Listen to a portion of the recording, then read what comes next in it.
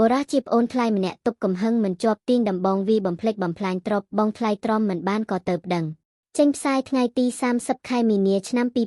2025ខេត្តកំពង់ស្ពឺករណីហិង្សាបង្កឡើងដោយប្អូនថ្លៃឆេវឆាវមួយបានកើតឡើងកាលពីថ្ងៃទី28ខែមីនាឆ្នាំ2025ស្ថិតនៅក្នុងភូមិមិត្តពាំងវែងឃុំផុងស្រុកផ្សេតខេត្តកំពង់ស្ពឺព្រោះតែកំហឹងបន្តិចបន្តួចបរោះជាប្អូនថ្លៃម្នាក់ត្រូវបានមន្ត្រីនគរបាលឃាត់ខ្លួនខណៈដែលទប់កំហឹងមិនជាប់ក៏ទាញដំបងវីបំភ្លេចបំផ្លាញទ្រព្យសម្បត្តិរបស់បងថ្លៃខ្ទេចអស់ជាច្រើនបងថ្លៃទ្រាំមិនបានក៏ទៅប្តឹងនគរបាលករណីបំភ្លេចបំផ្លាញទ្រព្យសម្បត្តិក្នុងគ្រួសារមួយបានកើតឡើងរវាងបងថ្លៃនិងប្អូនថ្លៃដោយសារតែទប់កំហឹងមិនជាប់ដែលបានកើតឡើងកាលពីវេលាម៉ោង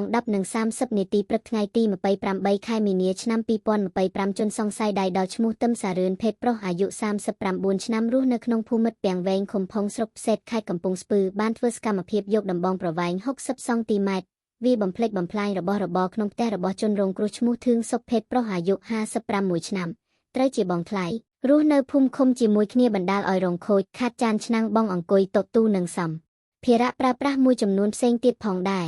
ដោយទ្រាំនឹងទង្វើរបស់ប្អូនថ្លៃចិត្តកំណាចមិនបានបរោះជាបងថ្លៃបានទៅដាក់ពាក្យបណ្ដឹងនៅប៉ុស្តិ៍នគរបាលរដ្ឋបាលឃុំផុងដើម្បីសុំឲ្យជួយអន្តរាគមន៍ក្រោយពីទទួលពាក្យបណ្ដឹងពីជនរងគ្រោះរួចហើយកម្លាំងជំនាញព្រហ្មទណ្ឌស្រុកក៏បានសហការជាមួយកម្លាំងនគរបាលប៉ុស្តិ៍ឃុំផុងចុះទៅដល់កន្លែងកើតហេតុបានធ្វើការឃាត់ខ្លួនជនសង្ស័យដៃដដែលមានឈ្មោះទឹមសារឿននឹងយកមកសួរនាំនៅអធិការដ្ឋាននគរបាលស្រុកផ្សេតបន្ទាប់ពីសួរនាំជនសង្ស័យដៃដបានសារភាពថារូបគេខ្លួនពិតជាបានវាបំភ្លេចបំផ្លាញទ្រព្យសម្បត្តិរបស់ជនរងគ្រោះពិតប្រាកដមែនដោយសារតែខឹងនឹងបងថ្លៃជាជនរងគ្រោះចំពោះជនសង្ស័យដៃដឈ្មោះទឹមសារឿនរូបនេះជាមនុស្សមានចរិតកាចសាហាវនិងធ្លាប់ជាប់ពន្ធនាគារ01លើករួចមកហើយ